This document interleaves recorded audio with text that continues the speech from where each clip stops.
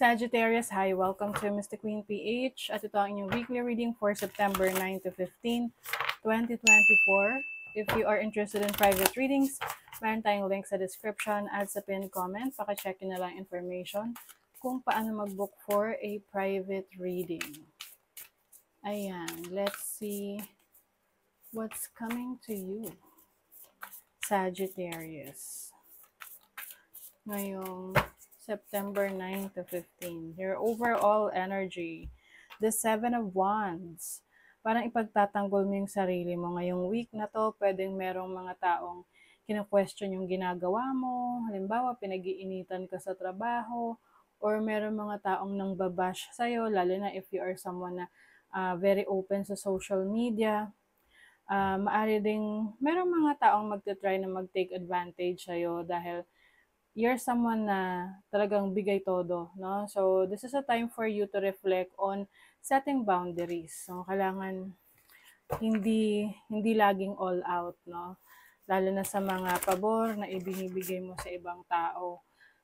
Minsan kasi, nati-take advantage yan. Let's see your possible challenge. You have the Justice card. O yun.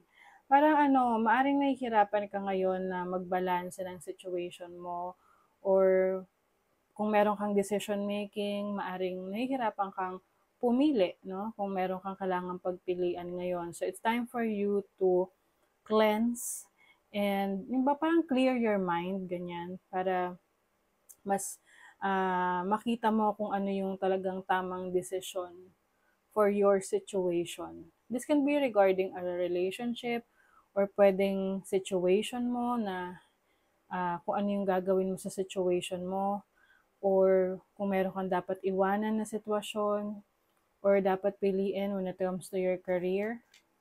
So, yung challenge sa'yo is kung paano ka magkakaroon ng yung parang neutral na mindset about a situation para mas maging madali sa'yo na makapag-decide. Your opportunity, the Page of Cups.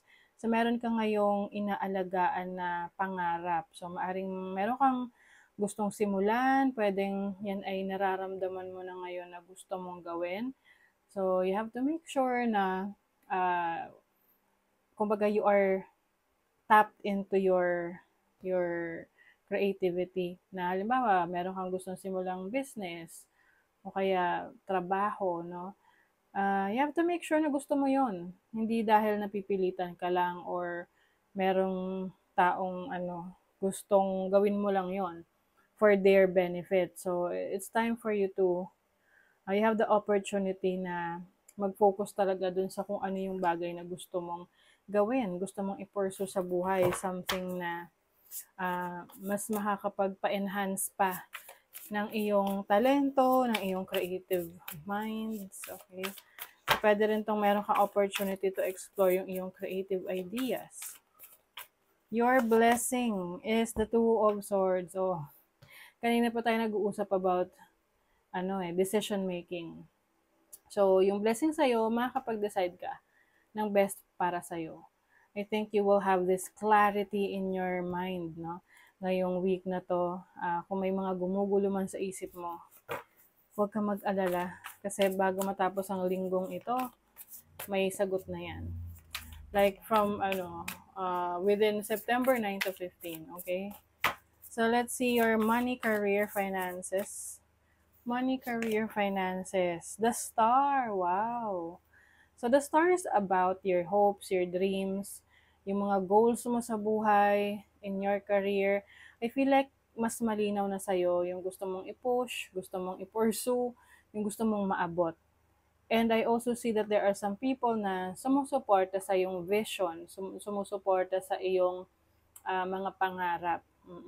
This is also a time for healing, recovery from your past situation sa finances mo. Pwedeng kung nagkaroon ka ng problema financially, nag-heal ka na from that. Maaaring nakakaisip ka na ng iba pang paraan para mapaunlad yung sarili mo. You also have the Six of Cups. So, maaaring meron kayong babalikan na trabaho, career, or business na dati nyong ginawa. Na ngayon maaring mas may opportunity to na maging masagana, maging maunlad. Minsan gano'n, eh, halimbawa nag-try ka na benta online ah, nung pandemic.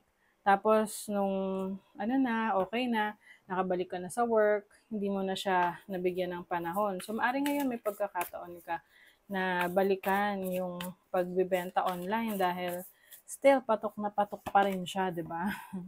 Oo, you have the Page of Swords. This time, marami kang inaaral, marami kang sinasaliksik, no, nire-research. You're very curious right now of learning new techniques, no, para mas mapaunlad mo yung trabaho mo, yung business mo, yung career mo, at kung ano man yung gusto mo pang i-pursue sa iyong career or trabaho. So, sa love life, na natin. Love life. Nine of Pentacles. Yung ba sa inyo, whether you are in a relationship or not, napaka-secure ninyong tao. Yung tipong you feel like you don't need anybody, no, pagdating sa relationship. Pero kung meron ka mang karelasyon, you are with this person kasi gusto mo siyang kasama, gusto mo yung connection ninyo. It's not because kailangan mo siya. Mm-mm. You have the Three of Pentacles, so maaring iba sa inyo, yung inyong person that you're dealing with is someone na kasama mo sa work, pwedeng pareho kayo ng mga interes, or maaring you are both getting into a business or mayroon kayong kasalukuyang negosyo na yun yung binibigyan nyo ng attention. Ayan, you also have the Lovers, this is commitment. So if you are in a relationship, talagang committed ka sa connection mo with this person. Yung iba sa inyo, maaring ito ay seryosong relationship na talaga na if you're not yet married, pwedeng pinag-uusapan nyo na yung kasal. If kung parang hindi pa kayo ganun kaseryoso noon, ngayon, nare-realize mo na magko-commit ka na with this person. Let's see what else. You have Mars, which is in motion. Mars is passion, your drive, no? So, maaring this week, ganadong-ganado ka na gawin yung mga plano mo. You are determined, no? Mataas ang energy mo. You're really working through yung mga pangarap, yung mga gusto mong ma-pursue or ma-accomplish ngayong week na to. You also have Uranus, which is about change. So, maaaring merong magbabago rin sa mga gusto mong gawin, sa direksyon na gusto mong tahakin. Ang importante is, nagti-take action ka, gumagawa ka ng steps para makarating ka dun sa gusto mong paroonan. And minsan, nagbabago tayo ng isip, and that's fine, no? For as long as yung pagbabago ng isip natin na yun ay dahil sa na-realize natin kung ano talaga yung gusto natin. Di ba? Clarify. Malinaw na sa'yo. Oo, malinaw pa sa sikat ng araw yung iyong interest ngayon. And yan talaga yung very open ka na gawin, i-pursue. This can be a new business, a new career path. Yung iba, pwedeng relationship na sigurado ka na dito sa taong to. And you are willing to give this person your love, your care, your support. And also, you will have time rin para sa pag-meditate. Time for yourself, healing, balancing your chakras, self-reflection.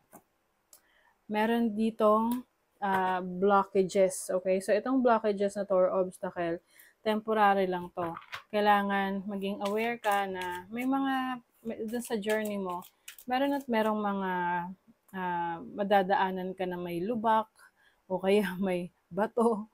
But ang importante is you know kung ano yung gagawin mo whenever you see that blockage, no? Yung obstacle na yan.